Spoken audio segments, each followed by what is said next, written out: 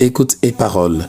Pour écouter, méditer et échanger autour des textes liturgiques du dimanche et des jours de grandes assemblées ecclésiales. Écoute et parole. Pour garder le contact avec la parole de Dieu, où que l'on soit et quoi que l'on fasse. Présenté et réalisé par le Père Kwadou Ledoux.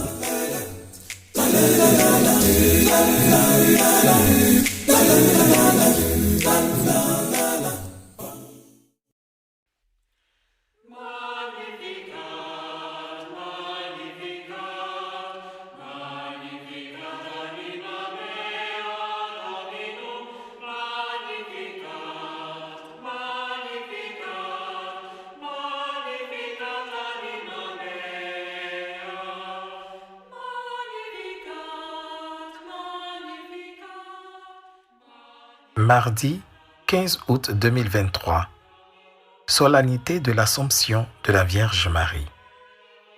Lecture de l'Apocalypse de Saint Jean, chapitre 11, verset 19 et chapitre 12, versets 1 à 6 et verset 10. Le sanctuaire de Dieu qui est dans le ciel s'ouvrit et l'arche de son alliance apparut dans le sanctuaire. Un grand signe apparut dans le ciel. Une femme ayant le soleil pour manteau, la lune sous les pieds et sur la tête une couronne de 12 étoiles. Elle est enceinte, elle crie dans les douleurs et la torture d'un enfantement. Un autre signe apparut dans le ciel, un grand dragon rouge feu, avec 7 têtes et 10 cornes, et sur chacune des 7 têtes, un diadème. Sa queue entraînant le tiers des étoiles du ciel, les précipita sur la terre. Le dragon vint se poster devant la femme qui allait enfanter afin de dévorer l'enfant dès sa naissance. Or, elle mit au monde un fils, un enfant mâle, celui qui sera le berger de toutes les nations, les conduisant avec un sceptre de fer.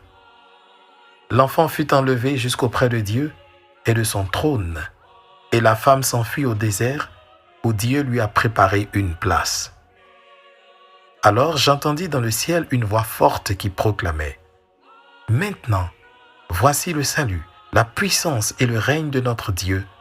Voici le pouvoir de son Christ. » Parole du Seigneur, nous rendons grâce à Dieu.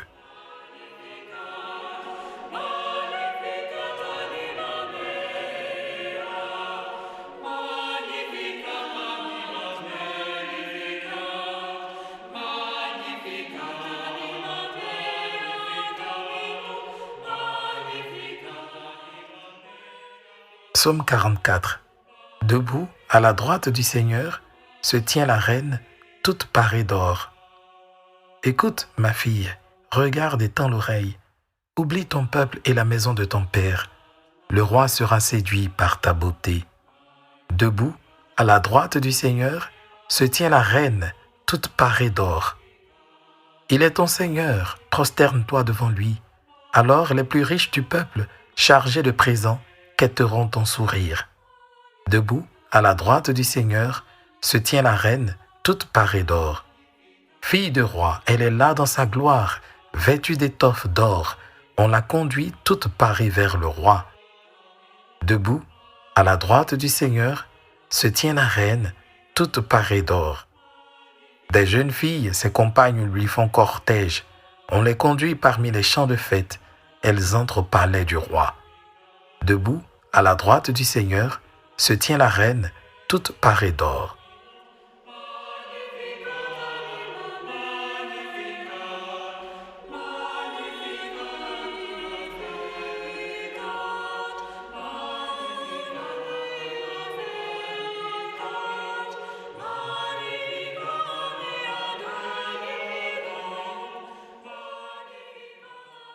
Lecture de la première lettre de Saint Paul apôtre aux Corinthiens, chapitre 15, versets 20 à 27. Frères, le Christ est ressuscité d'entre les morts, lui, premier ressuscité parmi ceux qui se sont endormis. Car la mort étant venue par un homme, c'est par un homme aussi que vient la résurrection des morts. En effet, de même que tous les hommes meurent en Adam, de même c'est dans le Christ que tous recevront la vie, mais chacun à son rang. En premier, le Christ, et ensuite, lors du retour du Christ, ceux qui lui appartiennent. Alors, tout sera achevé quand le Christ remettra le pouvoir royal à Dieu son Père, après avoir anéanti parmi les êtres célestes toute principauté, toute souveraineté et puissance. Car c'est lui qui doit régner jusqu'au jour où Dieu aura mis sous ses pieds tous ses ennemis. Et le dernier ennemi qui sera anéanti, c'est la mort, car il a tout mis sous ses pieds. Parole du Seigneur, nous rendons grâce à Dieu.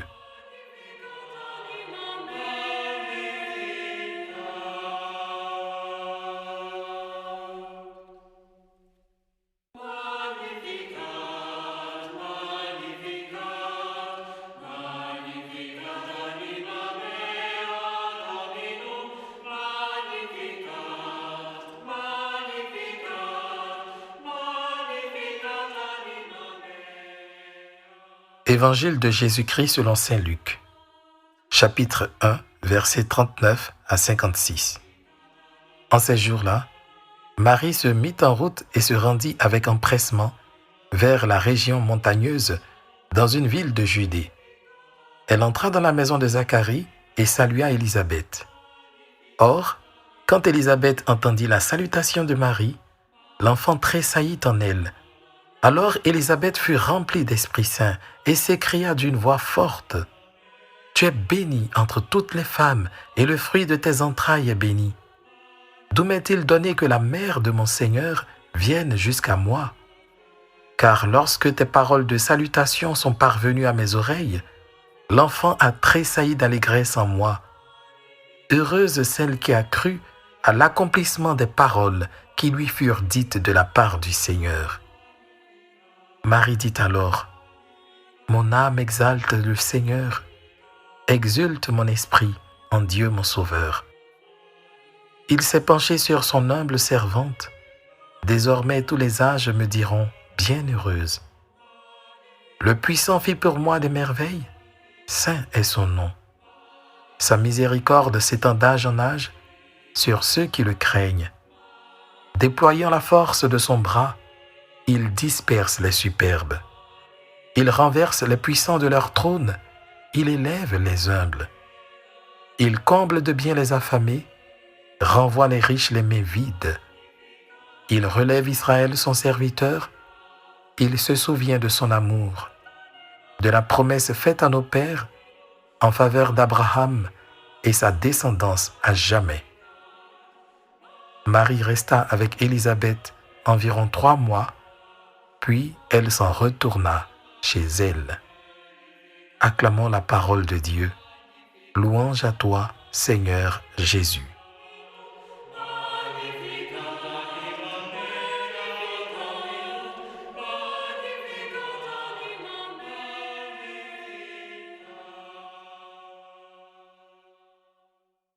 À l'approche de sa mort, Jésus a fait plusieurs promesses à ses disciples pour qu'ils ne se découragent pas, mais demeurent dans l'espérance. D'abord, sa résurrection. Ensuite, son retour et sa glorification auprès du Père. Enfin, notre résurrection et l'obtention pour nous d'une place dans la gloire de Dieu. Pour ce qui est de la dernière promesse, elle a été réalisée en faveur du bon larron, du diacre Étienne, des premiers chrétiens qui ont connu le martyre à cause du nom du Christ. Aujourd'hui, nous célébrons l'accomplissement de cette promesse pour la mère du Seigneur, mais cela de façon très spéciale. En effet, si les saints sont entrés dans la gloire de Dieu, leurs corps gisent encore dans les tombeaux, attendant la résurrection de la chair.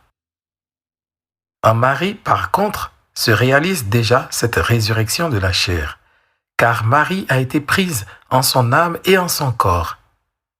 Et c'est de cette réalité que rend compte le terme « Assomption ». Jésus monte dans la gloire vers son Père. C'est l'ascension. Marie est prise, enlevée par les anges et emportée au ciel pour partager la gloire de son Fils. C'est l'Assomption. Revêtue de cette gloire et de cette grâce qu'elle tire de son Fils, elle peut apparaître physiquement aux hommes. Et les lieux d'apparition de la Vierge se comptent par centaines au fil des siècles. Depuis les premiers siècles, l'image de Marie a été associée à celle de l'Église, la communauté des croyants, dont elle est la mère et la protectrice. « Voici ta mère », a dit Jésus à Jean, et par ricochet à chacun de ses disciples. Puis à sa mère, « Voici ton fils ». C'est pourquoi, très vite, Marie a été vue en cette femme dont parle l'Apocalypse. En réalité, cette femme, c'est l'Église qui engendre douloureusement les chrétiens. Ceux-ci doivent conduire le monde à Dieu, mais ils sont menacés de mort par le grand empire romain. L'image de la femme de l'Apocalypse a un lien avec la Vierge enceinte dont parle Isaïe, puis les évangiles, en référence à Marie. Vu les persécutions de l'époque, il fallait bien que ce récit soit inaccessible aux non-initiés afin d'échapper à la vindicte meurtrière des persécuteurs. Pour ces derniers qui n'avaient pas été initiés au texte sacré, ce récit paraissait juste un conte. Mais pour les chrétiens initiés, c'était un message d'espérance. Il est beau de voir Marie associée à ce message d'espérance, car son Assomption conforte notre espérance. Aujourd'hui, la croissance de l'Église n'est plus menacée par l'Empire romain. Cependant, demeurent encore des endroits où les chrétiens sont persécutés. Les néophytes sont davantage menacés par le dragon du rejet et de l'oubli de Dieu. Pour beaucoup, les sacrements sont juste une tradition, la religion une culture et la doctrine chrétienne une simple opinion ne valant pas plus que celle d'un individu quelconque. C'est une réalité que Marie porte douloureusement avec l'Église, et c'est pourquoi elle multiplie les interventions auprès des hommes pour les stimuler à la foi et à la pénitence, afin qu'ils échappent au diable. En exhortant à la crainte de Dieu, Marie fait ainsi étendre d'âge en âge la miséricorde de Dieu sur les hommes. L'humanité se réjouit qu'elle ait été comblée d'une telle grâce. Tous les âges, toutes les générations passées, présentes et futures ne peuvent que la dire bienheureuse. Il est édifiant de voir le respect dont elle jouit dans certaines religions, l'islam par exemple. Toutefois, Marie demeure humble. Cette gloire lui vient de son Fils et elle la lui rend. Chaque fois que les hommes se tournent vers elle, elle les conduit à son Fils. En vérité, si elle est bénie, c'est grâce au fruit de ses entrailles.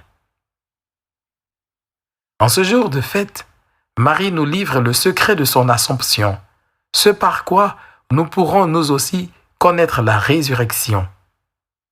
L'humilité.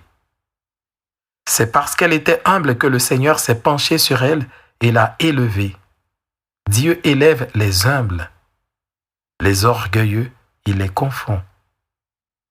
Le plus grand choc qu'a subi l'humanité avec la crise du coronavirus il y a quelques années, c'est de réaliser son extrême fragilité alors qu'elle se croyait toute puissante, invulnérable. Sa suffisance a été cause de sa chute. En conséquence, que l'Assomption de Marie, tout en nous tournant vers l'espérance, ôte de nos cœurs toute forme de présomption et nous dispose davantage à l'humilité. Écoute et parole vous a été présenté par le Père Kwadou Ledoux. Si la parole de Dieu de ce jour vous a touché d'une façon particulière, n'hésitez pas à en faire l'écho à tous ceux et celles qui suivent ce podcast dans les commentaires. Pour suivre les prochaines publications, abonnez-vous au podcast ou rendez-vous sur le site www.père-kwadou-ledoux.net. Une dernière chose, n'oubliez pas de partager ce podcast autour de vous pour que la parole de Dieu retentisse jusqu'aux confins de ce monde. car la foi naît de ce qu'on entend.